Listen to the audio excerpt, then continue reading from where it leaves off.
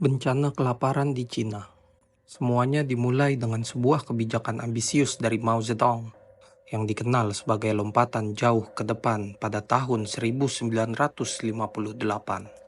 Waktu itu, Mao pengen banget Cina jadi negara industri yang super kuat, setara dengan negara-negara barat.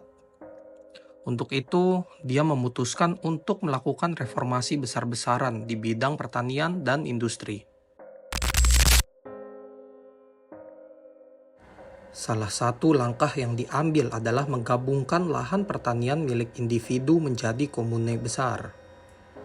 Jadi, sebelumnya lahan pertanian di Cina dimiliki dan diolah oleh keluarga petani. Setiap keluarga memiliki sepetak tanah yang mereka tanami dan hasil panennya mereka gunakan untuk memenuhi kebutuhan sendiri, serta untuk dijual di pasar. Dengan kebijakan baru ini, tanah-tanah kecil digabungkan menjadi satu lahan besar yang dikelola oleh komune. Setiap komune memiliki ribuan anggota yang bekerja sama di ladang. Semua alat pertanian, hewan ternak, dan hasil panen menjadi milik bersama. Setiap anggota komune diharapkan bekerja sesuai dengan kemampuan mereka dan mendapat bagian yang setara dari hasil panen. Sistem ini terdengar ideal, tapi kenyataannya pengelolaan komune seringkali tidak efisien. Petani kehilangan motivasi untuk bekerja keras karena tidak ada insentif pribadi. Mereka yang biasanya merawat tanah mereka sendiri, kini harus berbagi tanggung jawab dengan ribuan orang lain. Dan juga petani yang sebelumnya bekerja keras di tanah mereka sendiri, kini harus mengikuti instruksi dari pejabat komune, yang seringkali pejabat ini tidak memahami kondisi lokal atau teknik pertanian yang baik. Hal ini menyebabkan penurunan produktivitas pertanian. Banyak lahan yang terbengkalai karena petani tidak merasa bertanggung jawab secara pribadi terhadap lahan tersebut. Selain kebijakan komune, ada juga metode pertanian tanam rapat yang salah kaprah.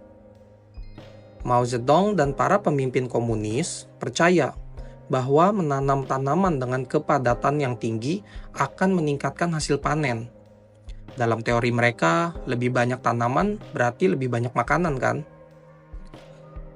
Tapi kenyataannya tidak sesederhana itu. Tanaman yang ditanam terlalu rapat, mereka akan bersaing satu sama lain untuk mendapatkan air, nutrisi, dan sinar matahari. Akibatnya, banyak tanaman yang tidak tumbuh dengan baik atau bahkan mati. Ini justru membuat hasil panen menurun drastis. Tanah juga menjadi rusak karena penggunaan yang berlebihan dan tidak ada waktu untuk pemulihan. Jadi, metode tanam rapat ini bukannya meningkatkan produksi, tapi malah membuat banyak lahan menjadi tidak produktif. Yang bikin parah lagi, ada banyak laporan palsu tentang hasil panen yang dibuat oleh pejabat lokal. Mereka takut kalau hasil panennya dilaporkan rendah, mereka bakal kena hukuman. Jadi, mereka lapor aja hasil yang tinggi-tinggi.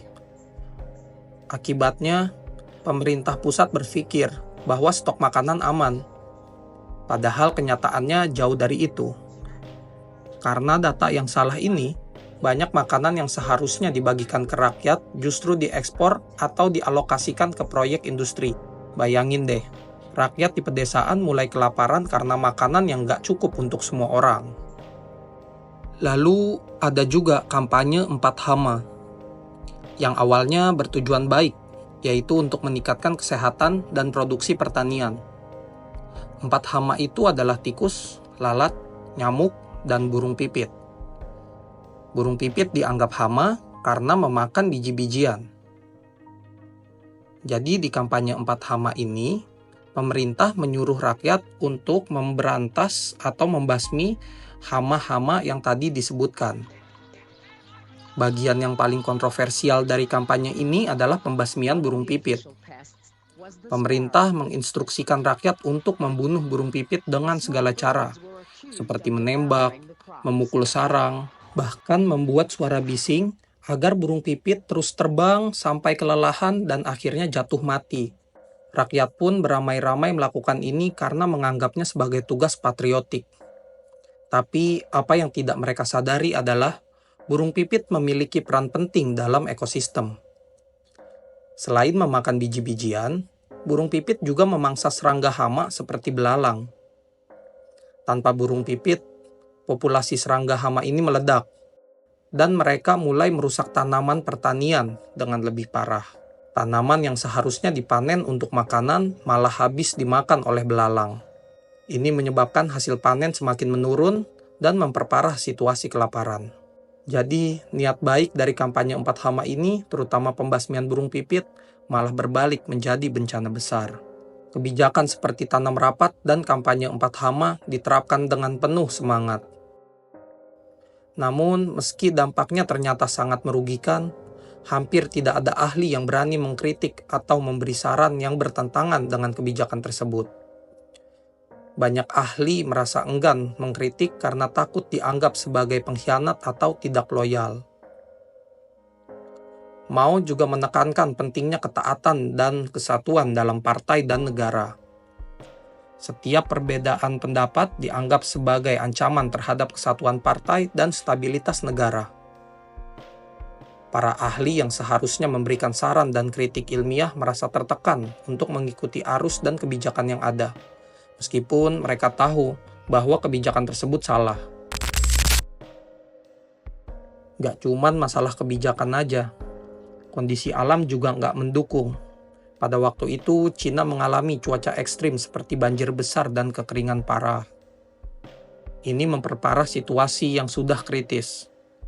Jadi, lahan pertanian yang udah sedikit malah banyak yang rusak karena cuaca.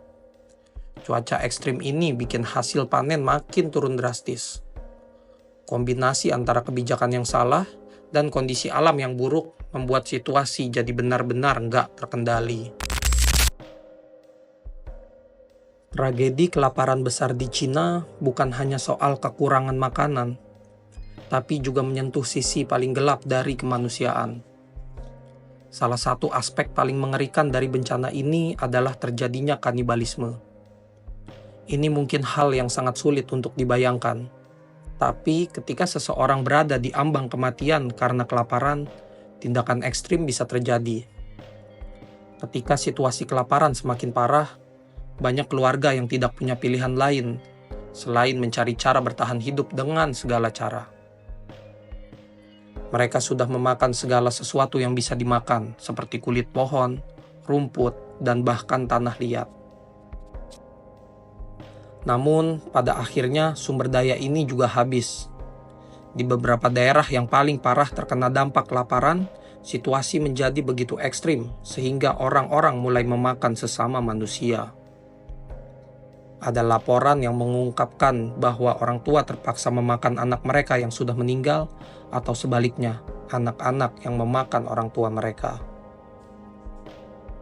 Laporan tentang kanibalisme ini pertama kali muncul dari kesaksian orang-orang yang selamat dan dari dokumen rahasia pemerintah yang kemudian dibuka untuk umum.